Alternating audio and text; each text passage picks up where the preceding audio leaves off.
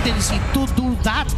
Dahil ba yun sa expanding river? Kaya meron mga specific targets. Well, syempre for gold laners, maganda yung mga Harith and Granger talaga pag expanding rivers. Pero now, na pwedeng magbago yung mapa, Ano kayang mapa ang makikita natin dito for the game?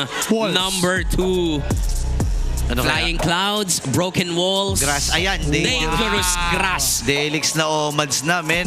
Ang daming mga pagtataguan dito and 100% kasi isang beses pa lang naman nalaro ng TLPH itong mapa na to, pero for Aurora Gaming 50% kasi 4 times na.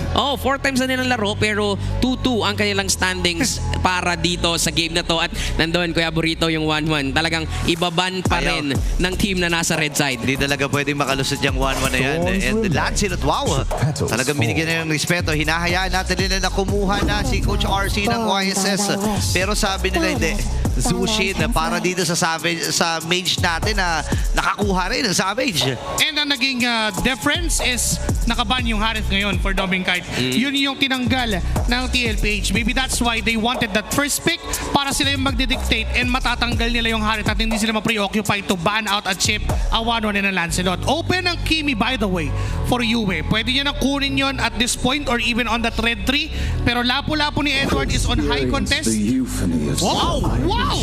First pick, Ranger plus the Arlot. So makakita tayo dito ng mga final swipe and the slash para sa isang Arlot.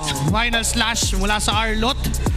And Lapu-Lapu is an option now for Sanford. Nako. Plus, YSS is still available. They need to get that. If they don't, Demon Kite will get that YSS on red 3. Nako, makakakita tayo talaga ng mga, alam mo, parang swipe in, swipe out lang sa mga terminal para dito kay Arlot. Parang sa Kung Fu, Para sa Karate Kid. Karate Kid. Yan. In, swipe out. Nako, alam, kilala naman natin si Edward kung paano gumalaw kapag naka-Arlot yan eh. Mas matindi sa Dora, di ba? Swiper, no swipe. Iba yan, iba yan. Pero magkakanakawan kasi. tama. Hindi pwedeng mahayaan dito ng Team Liquid PH si Edward. Lalong-lalo na nakita natin yung performance niya kanina on how he's willing to give up everything, to give everything para dito sa kanyang koponan. Pero for TLPH, there goes the Phobius, a natural counter sa isang Arlot. Oo nga eh. Tsaka normally nakikita natin na magkasama sa isang team yan. So iba talaga ang naging imbitahin nila din. Ay, naku po. High pick para kay Demon Kite. Tapos ba ng wala nang way or wala nang chance na magban ng Valentina. Magbalen, oo. Dahil naka-Zusin na unless i-flex pa nila yung Zusin, pero that was really a far-fetched move for TLPH na maging roam Zusin pa yan. Pwede nga din actually nila gamitin yun sa AXP lane kaso meron ng hero si Sanford. So hindi natin yun makikita. Pero makikita natin dito para sa bans. Ang pwede lang targetin, heroes ni Oheb or heroes ni JP. Matilda, if they won't get it, pwede nilang i-ban out yun. Kaso kasi, Always on the way. ayan na. Ayan na. Matilda. Sasabihin ko pa lang na they could use it. Pwede nilang gamitin yun. Pero kasi, mawawala yung flex factor. Baka yung Akai, pwede pang ilipat kay Light at this point. Aha. Kapag iniwan din na bukas pa yung YSS for the longest time dito sa draft. Kasi, pwedeng sa Red 5, ma-flex nila hanggang dulo na baka mag-YSS pa si Demon Kite. Actually, ganda rin nung ban ng isang Novaria para nga naman ma-maximize yung mga Delix na Omads dito sa game na to. Kasi pag nandyan si Yue, parang hindi ka magiging malaya, mang sorpresa. Pero para din, of course, dito sa Aurora Gaming, ano pa ang tatanggalin nila? Kasi as of now, Kalea? kulang pa din sila ng mid lane dito for Yue. Pwedeng for Aurora carry ang tanggalin. Franco pa rin. Instead of Franco, tinatanggal pa rin nila isang hero ni Daddy JP. So, for TLPH naman, still a hero for Yue ang pwedeng tanggalin. Ayan na. Grak ang inalis against dito kay Light. Flex pa rin itong Akaya. Pwede nilang pahabain at palayuin ito. Kuha mo na sila ng mage. Yan ba yung sinasabi ni Wolf na blind picks? O iba pa yun? Well, yung blind picks kasi, yun yung mga heroes na alam mong counter na. Which is, by the way, for Aurora, that's the Arlot. Okay. And for them, they deem na ito na yung safest blind pick na pwede nilang kunin. Kahit pa mag-Phobius si Sanford, which ginawa na nga ng TLPH. Kasi pwede namang mag-play na malayo yung Arlot doon sa Phobius. So pwede nilang kunin dito hero ni Yue para mas malaro pa. Hindi na magre-reveal na sila na ito yung hero ni Light will be this Hylos. Thus there goes the Moskov for Oheb. Now last hero for JP. Utility ba ang makikita natin kay JP? Kailangan sumabay sa kunat eh. They have to help Oheb Gatot? sa front line. Gatot is good. Upa is not an option kasi may Akai. Wala kasing partner yung Kalea kung naisipin mo eh. Medyo mahirap kung Kalea nga yung gagamitin. Wala silang burst. Wala eh. Unless utility D. Yung mga ayaw mong kalaban sa rankings yung sinasuggest mo dito. Ay, Gatot pa rin. Lalabanan lang sa kunat. Doon pa rin sila sa safe, no? Naisip ko lang baka biglang lumiko ng gano'n dahil sa over crowd control ng Aurora. Remember, this is the Akai Arlot, the Only Dash Arlot na aasahan natin. So what's left for them is a hero for Yue, a damage hero. Ano nga kaya, no? Kanina naglabas ng Sicilian eh, di ba? So, ano pa kaya may expect natin from Yue? Mukhang Eve ang makikita natin dito. Surprisingly na gagamit sila ng Eve tapos may Akai. So, kailangan talaga maganda yung positioning ng dalawang yan sa team fights kasi Magiging magulo yan, pre. oo, magulo eh. Or itulak nila sa boundary ng real world. Pwede Dahil yan, may Hylos din sila. Pwede rin. Knowing na Fred rin si Carl TZ dito, if ever maipit siya doon sa RWM, mahirap na agad gumalaw. So yun yung idea. Could have been a Parsa for Yue, pero dahil nakagatot catch si JP, natanggal yung option na yun. Instead, kumuha siya ng Eve, it's crowd control immune naman yun. Well, hindi totally immune dahil tumitigil naman sa kanyang pagdot-dot ng Void. And when it comes to the early game potential, based dun sa nakita nating stats, kayang pumalag ngayon ng Team Liquid PH. Yun kasi yung isang dilema talaga na kailangan nilang malampasan. Lalong-lalo na they're up against Aurora Gaming na one win away magtutuloy-tuloy ang streak ng Northern Lights. Sa pagpasok natin dito sa game number 2 for the epic rivalry, makakita ba tayo ng game 3 o masiselyuhan na to ng Aurora? Sobrang importante nito para sa Team Liquid Philippines. Again, babalikan lang natin yung pinag-uusapan kanina. Kapag nanalo ang Team Liquid Philippines sa buong serye na ito, ay makakapasok na sila at makukuha na yung ticket para sa playoffs. At ang Aurora naman ay hinahawakan pa rin nila yung win streak na gusto nilang pang-ibabawad.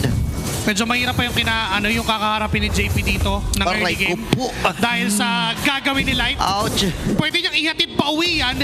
Pwede niyang puwersa inyong revitalize. Pero the good thing for JP, hindi pa rin niya pinapop. Tiniis ni JP lahat ng sakit. Kasi nga naman alam nang hindi naman siya mapapatay basta-basta ng isang Hylos. Pero ang maganda kay Light, nakita din natin from game number 1, kung paano siya nagdi-deal ng pressure dito sa Team Liquid PH. To the point na pahihirapan talaga nila yung mid lane duo ng Team Liquid. And for Aurora, parang isa yun sa malaking bagay at maraming bagay kung bakit nananalo sila sa early game. Tsaka kung papansinin natin, yung mga jungles at yung mga heroes yun, para pang bumalik tayo sa mga earlier seasons, mga season 13, season 12. Utility. Akai tsaka Fred din magkaharap. By the way, debut pick dito ni Demon Kite para sa isang Akai. Mga gagamit kaya nila yan dito sa mga dangerous grass. Yung mga surprise heavy spin, pwede nating makita dito mula sa Aurora. For Team Liquid PH naman, maganda yung nakikita nating potential sa kanila dito, lalong-lalo na for Carl TZ and for JP na umaamba din sila dito ng isang magandang rotation, pero baba yata yung pinag-iinitan nila. Alam ko kasi pwedeng gawin dito ng TLPH is enforce ng mas maaga yung heavy spin. Kasi if isasabay nila yon sa turtle take, parang i-guarantee mo na sa Akai bigla yung retribution or yung turtle na yon. So yun ang ginagawa at sinusubukan ng TLPH. Although, hawak na ng Aurora yung turtle. By the way, level 4 na dito si Edward. Pwedeng yung heavy spin at yung only na vengeance. Ayan na kayo. Pero si Carlito pa rin ang nagtagumpay doon sa turtle. Tatama yung SOD. Sa maliit na butas lang na yun, na-shoot niya ba yung retribution, pero mamamatay din si Shanford sa kamay ng Aurora. Actually tatlo yung namatay kontra dun sa pagong. Split second lang yun, pero nahanap pa ng The Goat para ma-retry. Pero ang nahanap din ng Aurora 3 kills naman yun. Iyon na Carl yung turtle, basta sa amin yung buhay mo. Yung binabanggit natin na kapag na-force ng Aurora yung TLPH na mag-play doon sa loob ng RWM, Hala. medyo mahihirapan talaga sila. Nagamit yung Glorious Pathway. Okay, nagamit din yung Revitalize ha, pero ito na makakasurvive. Hindi kasi apat ang kumumpul sa kanya doon. Meanwhile, dito sa itaas, para bang nahihirapan itong si Ohev na kontrolin ang linya dito ni Doming Kite. Ito na naman tayo, napakalupit talaga lumain dito ni Doming. Ito na yung double doming eh. Double lane na agad. 3 minutes in pa lang. Alam ng Aurora na kailangan nilang patabain si Doming. Pero maganda rin talaga na binibigyan ni JP ng vision dito ang Team Liquid para din maging malaya si Oheb na makasabay. Para parehas sila na mag-snowball agad early game pa lang. And dyan sa baba na yan, makikita natin yung 1v1 na kung saan I believe hindi naman magkakapatayan. Oo, masyado matagal yung mga dash na yan. Ayan o. Pero may nantok na nga si Sanford eh. Sa tagal ng apaksa nila doon. Aray. Pero dito may maaaring mamatay. Kalahati na kagad yung boy dito ni Oheb. Tatama yung ton. Pasok din si Oheb. Nasipata! At ito bigay niya magamit ng trigger. Pero the-dive na nga ba? Ang TLPH buhay pa rin. With this level of health. Si Light ay nagamit yung kanyang Glorious Pathway. Pero kailangan na umuwi ni Doming Kite. Makakakuha ng maagang pag-clear dito si Oheb. Pero sabi ni Doming Kite, hindi ako uuwi. Kukunin ko muna to kung magre-replenish man ako ng buhay para sulit din. Ganda nung ginawa ni Light. Tinakot niya para hindi na mag-extend pa yung TLPH at binigay na kay Doming yung mismong mga minions. Pero for Team Liquid PH, maganda rin yun. Nakakita tayo ng mga surprise setups mula kay JP. And now, labanan na naman sa objectives. Tinatry nilang i-maximize yung balbas pero final slot. And then finals na siya. Ngayon, heavy spin ay gagamitin din si Cartesi na naman. Pero wala siyang pakialam sa mga ipit at mga heavy spin. Carlito nagpagsak yung kanyang appraisal shot pero mountain siya sa kamay ni Doming Kite. Ngayon, kailangan mag-atras ang Light na mama ng buhay pero mamamalit din ata din si Doming Kite. Hahabulin ni JP pero di ata aabutan. Oheb tamang si Maroy. Pero naging sack lang ng Sky Piercer para dito kay Doming Kite. Isa lang ang napatay habang dalawa naman para sa TL. Ibang klase ang retribution talaga ni The GOAT. Ibang klase siya mag-secure ng objective. Pero ibang klase din ang Aurora sa pag-secure at pag-trade ng kills. Damage output wise, you would see the difference of the Eve and Zoshin. Ang mas gusto mo talaga sa Zoshin is yung continuous na crowd control na pwede niya ibigay because of the Lantern Flare. Pero Okay. for Yue, the fact na nagagamit niya na maayos yung RWM para i-close o i-enclose ang TLPH at mag-set ng arena kung saan lang sila pwede maglaban. Teka lang, masakit na rin talaga yung damage ni Doming Kite and that is also an instrument kung bakit nanalo ang Aurora doon sa teamfight na yun after the objective. And because of those damage, makakapag-secure pa nga sila ng isang torre dito sa itaas. Ito na naman yung early game strength na meron talaga ang Aurora Gaming. And for TLPH, nakakahanap man sila ng paraan kahit papano because of Carl's retribution. Pero tila ba hindi enough yun para sila ang lumamang at para kontrolin nila yung laban. Kasi look at Light, Hala. nakita at nandun pa nga si Oheb. Pero isang aksyon na naman dito sa gitna ang ating matutunghayan. Okay, nalibagin rin naman yung pero dito fire sa 7 speed na naman sa may only dash para dito kay Edward ngayon. Si Sharman yung mamamatay. Nakapasok sila dun sa kahon. Kailangan matras si Carlito. Ang baba na kanyang buhay. Katiting na rin lang ang natitirang HP para dito sa torre na pwede nang actually salubungin ng Aurora. Kukontrolin nila ito at sisikip ang mapa ng TLPH pag nabasag to. Napakasakit na ng Aurora ngayon. 6 minutes in, 3K na yung lead na meron sila. It all started with Light. Siya yung humarang. Uy. Muntikan lang yung final toss na yun, pero habol yata ang TLPH. Goldo! Masyado na malalim yung tumama yung SOD. Pero si Light ay maiipid din. Ang British Ride gamit. Pasok din si Edward dito. May heavy speed pa si Doming Kite. Demon Kite rather wala. Pero sabi ni Doming Kite, sige, papapaili ko na lang ang mga members ng TLPH. Heavy speed na gamit para protektahan ito si Doming at si Yue. Layo muna dito ang TL. Naghahatakan lang. Ang doon yung flicker. Final slash. Edward dito ay kailangan ding matras. Flicker na force din Sanford. Masyado ng malalim pero wala na pakialam. Si Doming Kite ang buong kupunan sa Corona Gaming. Sinsaji naman ang magiging next. Pasok na naman si Edward. At ang Aurora ay nakakuha na naman ng kanilang kagustuhan. Doon natin makikita kung paanong kabisado ng Aurora at paano nila alam kung paano paganahin yung composition nila. Diba? Akala natin nag-fail na sila sa mga early attempts pero bumalik sila sa TLPH na force nila yung maraming resources against Team Liquid at hindi pa nga doon nagtatapos. Mainit talaga dito si Edward. Men, naharangan din yung SOD mula dito kay Oheb. Nakakatakot ang pinapamalas ng Aurora. Way back into the draft, nagiging question, bakit first pick yung Granger for Aurora? And this is the reason. Si Doming Kite ang pinanggagalingan ng pinakamataas na damage output every single time na may clash for the side of Aurora. Yes, nandun si Yue, pero ang maximum value na mas gusto mo dun sa Eve is Aray! yung na-enclose niya nga at natatrap niya mga members ng TLPH to fight alongside the frontliners of Aurora. And if you would mess around with the high loss, may damage output yan. Then even yung Arlot, pag nasa range ka niyan, susceptible ka doon sa final slash, which is a displacement, magugulo yung formation na gustong gawin ng TLPH considering that they are running a box right now.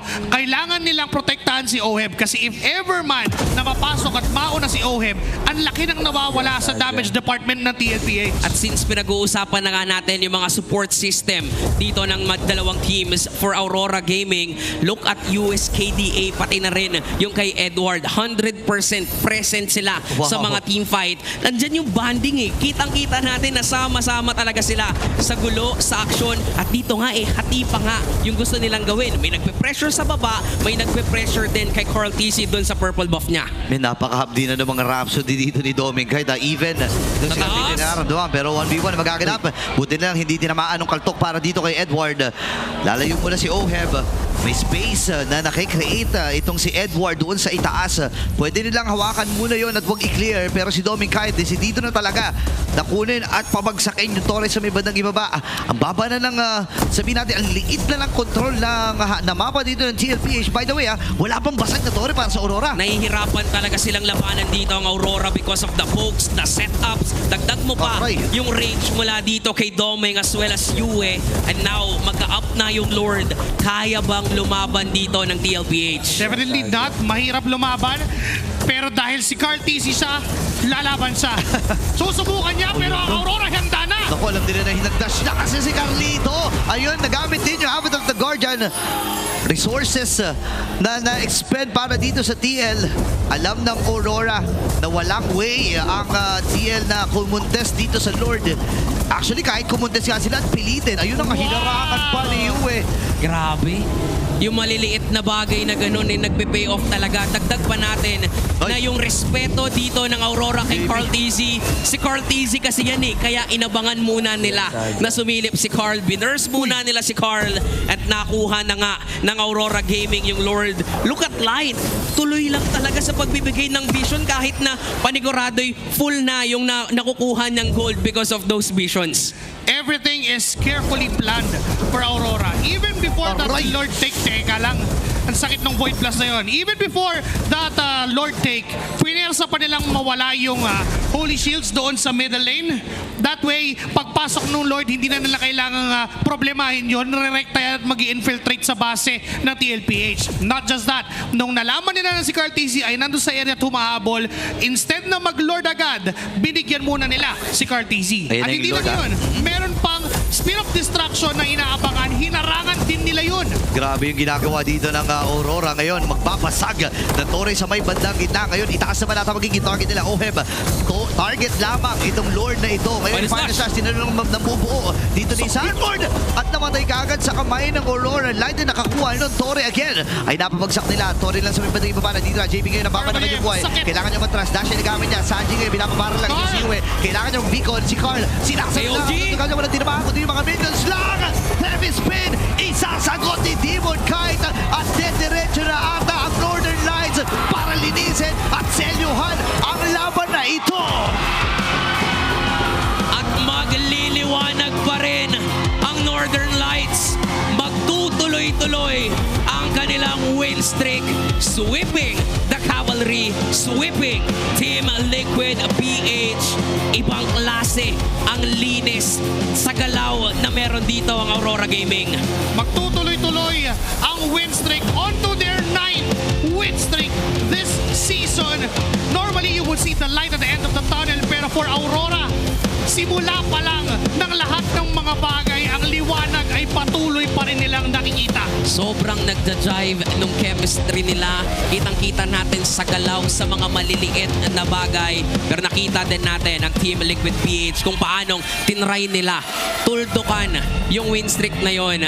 Pero meron pa naman silang mga susunod na laban at yun yung chances nila para makasecure ng playoffs. Pero ngayon, makakausap natin ang Aurora Gaming dahil tuloy-tuloy ang kanilang win streak. Kaya ibabato muna namin kayo sa ating host.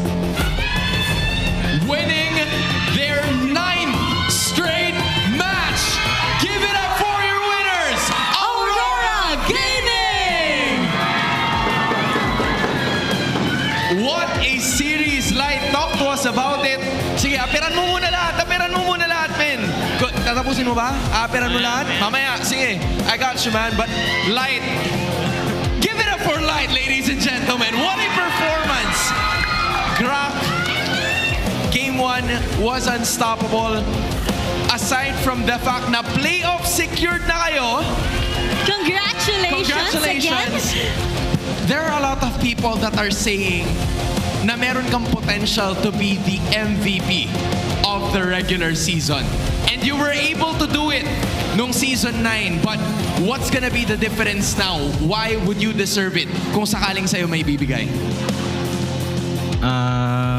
Siguro dun sa past ko na lang siya ikukumpara sa mga naging ko. Tapos, ayun, I mean, kung ma-achieve ko yun kasi hindi ko yun magagawa. Wala yung mga kampi ko tsaka yung mga coaching staff talaga. I mean, with the guidance, the right mindset, that is Light, absolutely for you. At meron din ako napansin na maganda din ang performance of this game si Domeng Kite. Nung game number 2, nakita namin yung ginawa mo, nakaalis ka kahit 2v1 situation. And medyo trending ka kasi ngayon online. Nabasa namin yung article about you and pansin namin na magandang performance mo this season. May confidence ka this season. Saan ba talaga nanggagaling yung confidence boost that you have? Siguro parang ayoko na ulit masayang yung isa pang season kasi pangatlong season na namin to. So gusto ko na talaga mag-champion. That is the right mindset from Domeng Kite and the rest of the crew, which by the way, lahat po sila ay naging parte na ng Team of the Week. Not once, but twice. Just an intense amount of performance. At tama kayo, sino ba dapat namin kausapin? Yue! Bakit naman sinabi mo patay? Yue! Aurora is definitely roaring because of you. A lot of people commended your performance all throughout. And you were also able to claim yung mga accolades all throughout the week. Talk to us about it. Ano bang gusto mong makuha aside from the championship for season 16? Bukod sa championship, ano pang gusto mong makuha this season 16? Season, achievement. Parang champion pa rin Champion pa rin. Focus sa championship. Focus pa rin sa championship. Is that what the Auroras want? US, sobrang dami ng sumuporta at nanood sa inyo dito sa MPL Arena. And the same could be said para sa lahat ng kanilang mga tahanan. Ano ang masasabi mo sa kanila?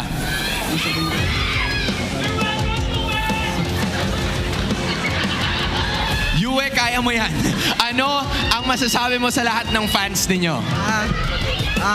Kahit maulan yung panahon, thank you sa mga pumunta sa venue para manood. Tsaka sa mga patuloy na sumusuporta sa amin. There you finally have it. Once again, give it up for your winners, Aurora Gaming! Just a standout performance coming in from the men in blue and white, showcasing what they are made of for win streak number 9. What an epic performance for Auroras.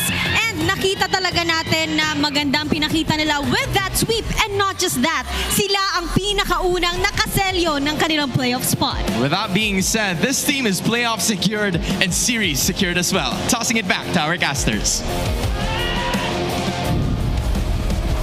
Magtutuloy-tuloy nga ang win streak ng Aurora at sa sobrang lakas ng early game nila, sila din ang early na papasok sa playoffs. Isipin mo yun, di ba? Congratulations sa Aurora Gaming. Bukod sa tuloy-tuloy pa rin ang kanilang win streak, playoff secured na sila at ito nakasecure pa rin ang MVP. Can I just say that was really a masterclass draft para kay Master the Basics with Coach Dexter, giving the priority for this Arlot for Edward. Ang dami niyang napakagandang ginawa sa game na to. All those final slashes that led to Aurora Gaming winning those team fights, the initiation that they want, and the displacement na kailangan ng side ng Aurora para baguhin at sirain yung formation na ginagawa ng TLPH. Team Liquid Philippines is running a lineup na naka-fighter jungler, naka-utility jungler, and a hard carry gold lane sana. That was Moscow para kay OF. But because of Edward, the displacement na binibigay ng mga final slashes and even yung targeting nila doon sa mga members na kaya na nilang patayin at the moment, nahihirapan pumwesto at pumosisyon itong si Oheb and the rest of the members of Team Liquid. In fact, yung mga final slash pa yon, yung iba nagagamit para ibalik papasok dun sa RWM ni Bawal lumayo, no? Bawal umalis dun sa RWM. And I love how you pointed it out na when it comes to crowd controls, displacements, ang dami talagang ibabato dito ng Aurora Gaming. And for Team Liquid PH, especially for Carl, sobrang nakita natin yung kagustuhan ng manalo sa mga objectives. Pero nung punto na alam na ng Aurora na kaya nilang i-burst down si Carl, hindi na nila pinapalapit si Carl sa mga kahit anong objectives. Grabe yung decision making. The moment na they knew Carl TZ dashed with his brethren, ito yung moment na yon. Hindi na sila nag-question na kukumitan ba ng buong ulti and the RWM from Yue, even though isa lang yung target nun, kung ano yung kina-patient nila kanina with the setups from Light with the Grok, yun naman yung kina-agresibong sobra ngayon na kahit isa lang yung tamaan, isa lang yung makuha, basta tamang tao, ay gagawin ng Aurora yon. Grabe, no? Tamang tao talaga yung nakita nating mga pinaggagawa din dito ng Aurora Gaming at tamang performance para magtuloy-tuloy ang kanilang run, ang kanilang win streak para dito sa regular season. Malinis in the early game leading to victory once again para sa kanila. And right now, 3 lang yung kills na nakuha nga ng TLPH. Kanina nung game 2, game 1, 2 yun. Oo nga eh. Gusto ko lang sabihin game 1 din halos 11 minutes din lang yun. Game 10:48, halos 11 minutes ngayon almost 12 minutes. Sobrang bibilis ng mga naging laro dito ng Aurora Gaming. Mind you Team Liquid Philippines, hindi basta-basta itong kalaban nila. And hindi rin basta-basta yung early game ng lineup na meron ng TLPH. That's Azusin and the Fredrin together with that full views. So parang pag-hit ng level 4, alam mo na they can force a team fight if they want to. Pero dahil ganito yung lineup ng Aurora, this is a hybrid of a passive-reactive type of lineup na nakadepende yung desisyon Kung gusto mo maging reactive, you have the kits to do so. May Glorious Pathway kayo, may Heavy Spin yung Akai. And if you want to be aggressive, nandyan yung Arlot, nandyan yung RWM nung Eve. Alam mo yung malupit, Kuya Joshi at Kuya Burrito, kanina 2 kills, 2 deaths yung nakuha ng Aurora Gaming at lahat yun kay Edward. Ngayon yung 3 deaths, lahat yun kay Light. Kasi willing na willing siyang iharap yung sarili niya para tangkihin talaga yung mga damage na ibinabato dito ng TLPH. Adding up yung damage na magagaling kay Sanji. Ito yung ito yung pinakamalaking threat mula sa TLPH going up against Aurora Gaming. Ang kaso lang, because of Light's presence, literal na binigyan niyang liwanag ang daan ng kanyang mga kakampi. We can't even blame him kasi that's everything na kaya niyang gawin, tumayo at maglakad kasi high loss yung gamit niya, diba? Unlike Edward na maraming dash sa katawan, and the rich guy and the carry, no other than Domengkite, sobrang naging laya nung kanyang Granger to a point na na-survive pa nga niya yung 2v1 moment na kamuntik-muntikan siya. Ang ganda na nung layer na ginawa ng TLPH doon, yung taunt and yung dash na with the stun mula kay Oheb.